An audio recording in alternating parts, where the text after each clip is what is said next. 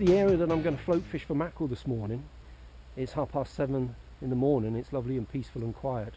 The tide has already started flooding in, but I've got a good few hours to fish up to high water.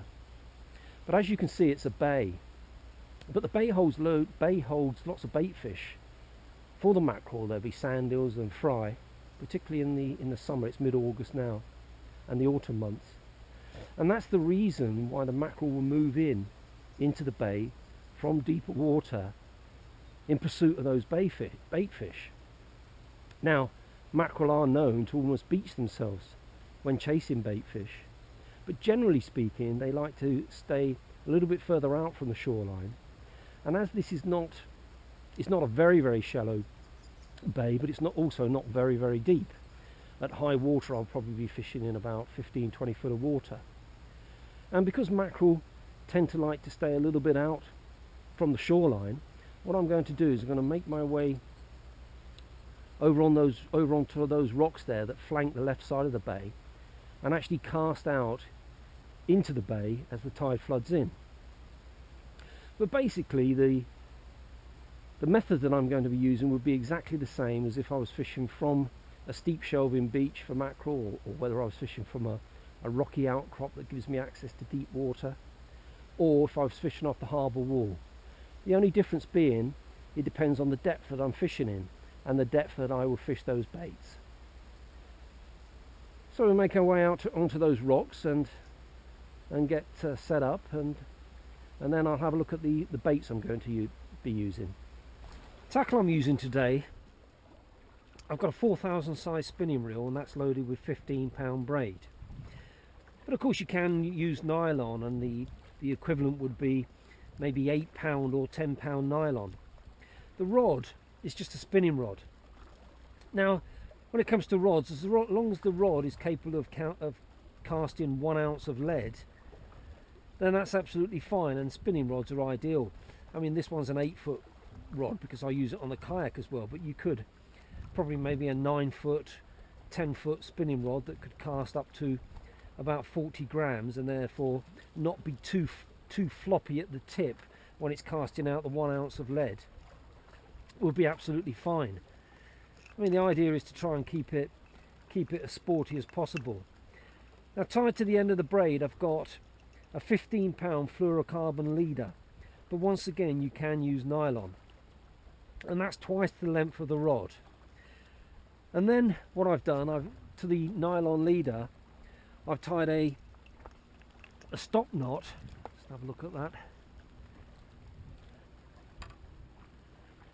So tied to the nylon leader is a stop knot. It's a sliding stop knot, and the reason for that is so I can adjust the depth that I'm fishing by sliding the stop knot to make it deeper or shallower. And then what I've done is I've just threaded on a small bead onto the leader, and that's followed by threading on the float, and this one's a 1 ounce float, and basically that doesn't mean that it weighs 1 ounce, but it means that it needs 1 ounce of lead to actually cock it properly, so it doesn't sit like that. It actually cocks properly and sits nicely in the water with this yellow bit, the visual bit, showing clearly on the surface. And then I've got another bead and then a swivel.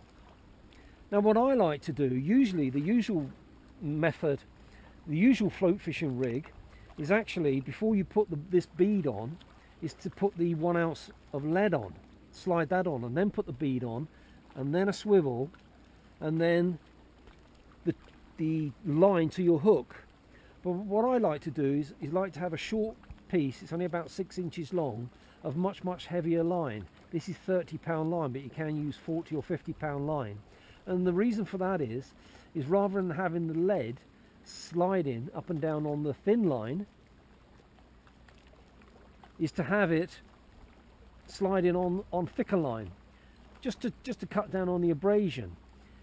And basically it's just a 6-inch piece of 30-pound line which is tied to a swivel each end, and then the lead put on, trapped in between 2 beads, and it just sits there. And the other reason for that is it helps to prevent tangles when you're casting.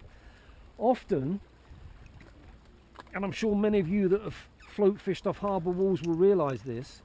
When you cast out your float, what can happen is that the bait, the hook, the float goes forward in the air, and the bait and the hook comes backwards like this, so it's flying through the air like that. And what can happen, that the hook can then catch around the line and sit on top of your float like that.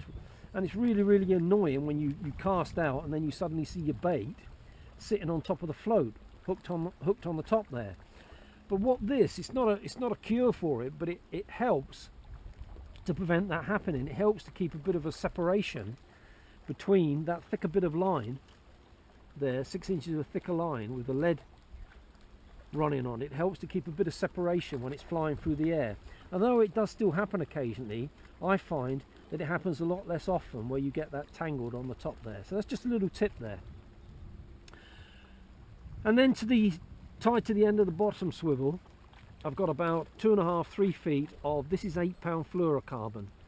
The reason I use fluorocarbon because of its said invisibility, which to me must help. But you can use nylon, they'll still take with nylon. So about 2.5–3 feet of, this is 8-pound fluorocarbon. And then tied to the end of that, I've got a small hook. Now mackerel don't have a big mouth. You don't need big hooks when you're fishing for mackerel. And what I used to like to use is just a size 4 hook. Got a couple of baits with me today, different baits. I've got some sand eel or launce, fillet of launce, and some squid. But of course you can use other baits when you're float fishing for mackerel. Mackerel itself is a very, very good bait, along with squid. And sand eel, or whole sand eel, the very, very small sand eel that you can buy from the tackle shop, fish those whole as long as they're not too big, is also a great bait. But I've got fillet of sand eel and squid. Now when I go fishing for mackerel, I don't like to use great big baits. Mackerel have only got a small mouth, so along with only using a small hook, I used to like to use a small bait.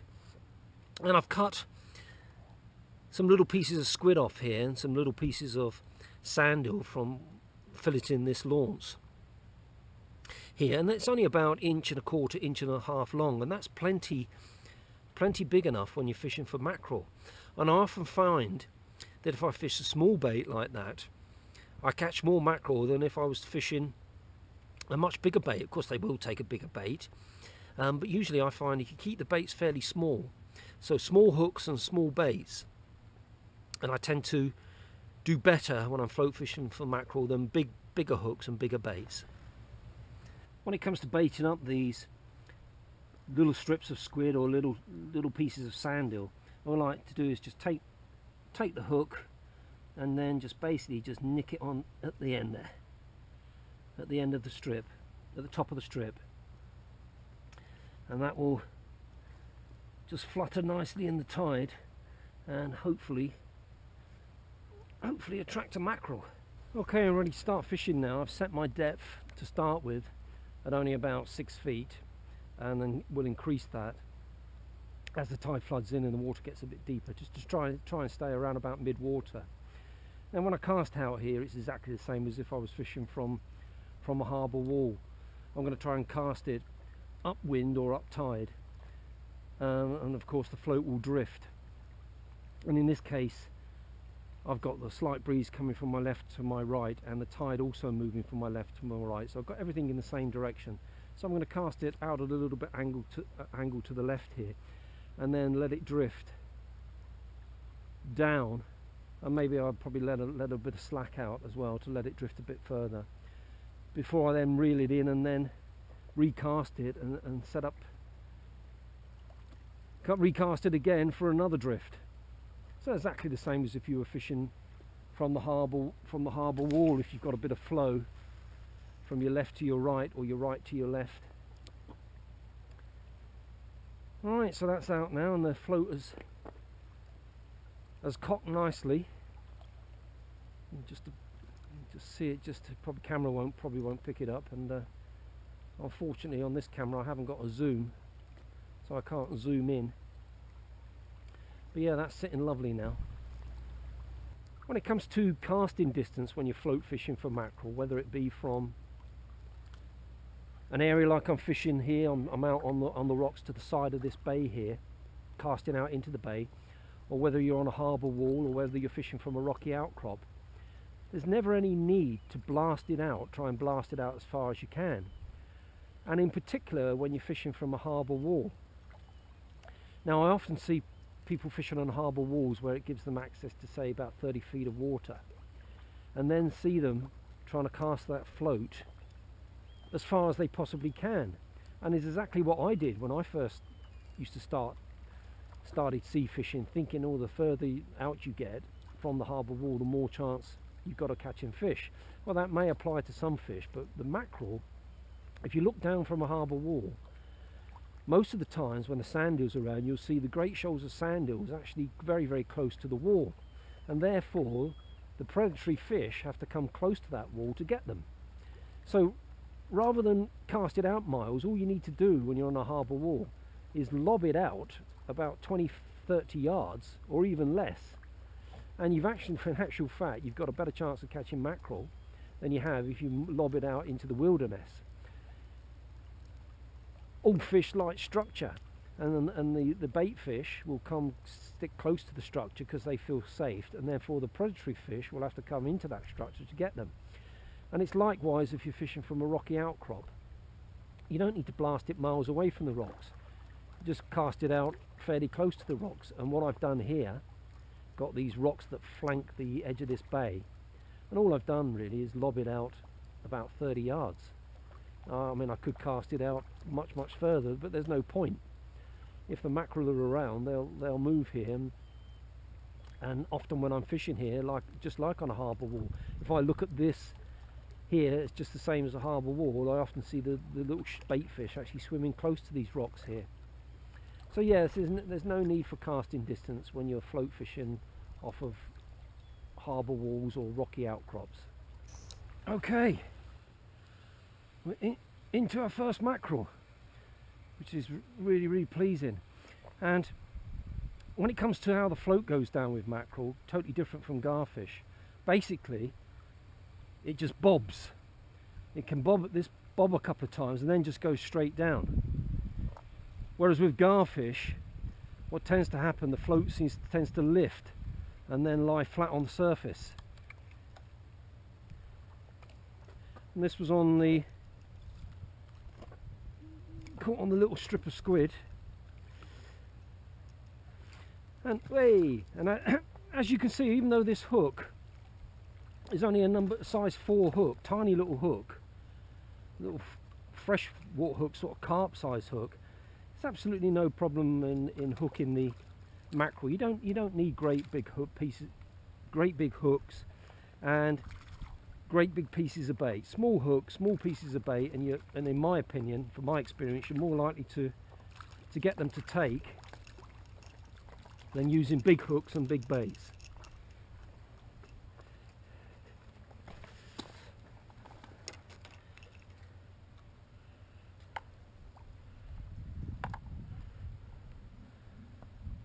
Nice little mackerel there. And one thing of course is fantastic about mackerel, for their size, they fight absolutely brilliantly. There's not much that fights more than a mackerel. And apart from that, of course, they're really delicious to eat. Lovely mackerel there. So that's a great start, and I've got plenty of time left, fishing time left. So it's a good sign that at least the mackerel are here. Well, you can see where I'm fishing.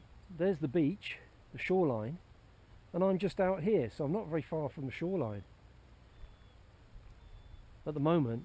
So as long as you're in the summer, when you know the mackerel do come into place these bays, as long as you're a little bit away from the shoreline in a reasonable depth of water, you can catch them.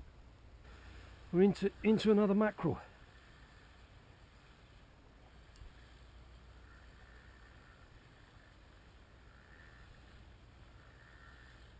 And once again, this is on the little strip of squid.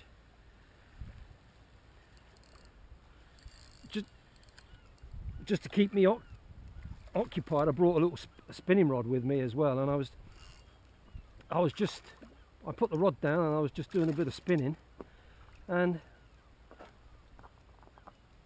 down the float went. That's one wonderful thing about mackerel. They do really fight brilliantly. They're a fantastic fish to fish for.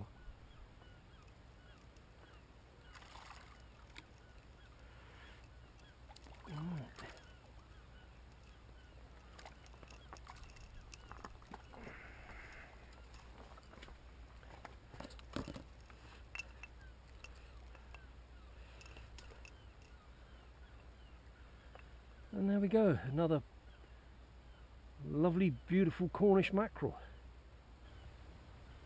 One thing I find about float fishing for mackerel with bait is exactly the same as when you're doing any bait fishing, and that is to change the baits very regularly. And I usually, every sort of 15-20 minutes, put a fresh piece of bait on, because just like maybe bait fishing for bass or cod or any fish, apart from visual, when you're float fishing for mackerel, there's also the scent factor, and giving out of a good bit of scent could attract mackerel in that would otherwise just pass your bait by. So yeah, just regularly change the baits, and I find that helps with the float fishing for the mackerel.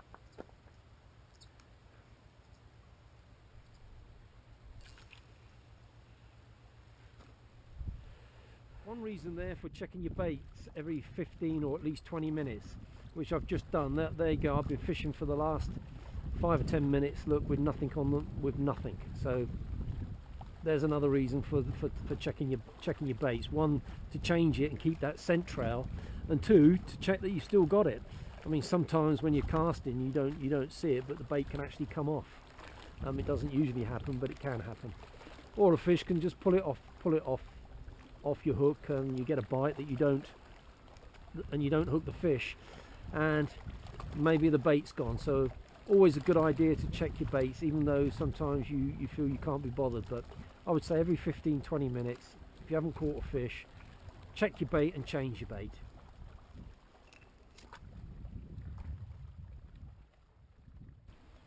Well, the tide's come in a fair bit now since I started, and therefore I've got quite a bit more depth of water, so I'm just going to just slide the sliding stop knot up about 3 feet just to fish a little bit deeper. I suspect I'm casting into about probably about 15 to 18 foot of water, so just going to fish about mid-water, and that's usually anything from sort of when the mackerel can be from the, as I found out on the kite, they can be from the bottom to the top. But usually when you float fishing, it's usually you fish normally between say 12 and 20 feet. Well, that seemed to do the trick. I just increased the depth a little bit. Now I'm fishing in more depth of water. Change the bait, and this time I've got a little piece of launce on, sand eel, and we're into another lovely mackerel.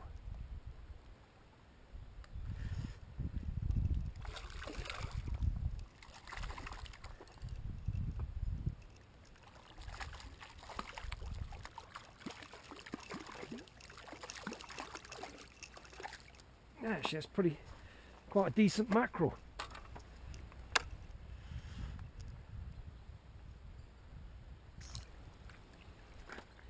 To keep these mackerel fresh, what I've got is this Hessian sack. It's something I featured in the last video that I did about bass fishing from the rocks with bait, about using a Hessian sack, and what you do, you wet it and keep it wet, but as it dries it cools. It's called evaporative cooling. I thought it was a really good idea for keeping fish fresh, and something I bring with me now when I go shore fishing and I want to take a few fish home for the dinner table. And it works really well, and of course it's very easy, just folds up in your bag, and very easy to carry rather than carrying ice. So it's just a Hessian sack which you can pick up on the internet for next to nothing, and that's what I'll do. As long as when it starts to dry out, just keep it wet, and that keeps the fish lovely and cool.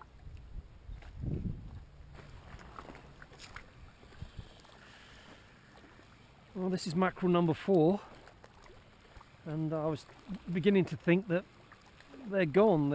They moved back out again, but still a few around. This one was on the, once again, was on a little strip of squid.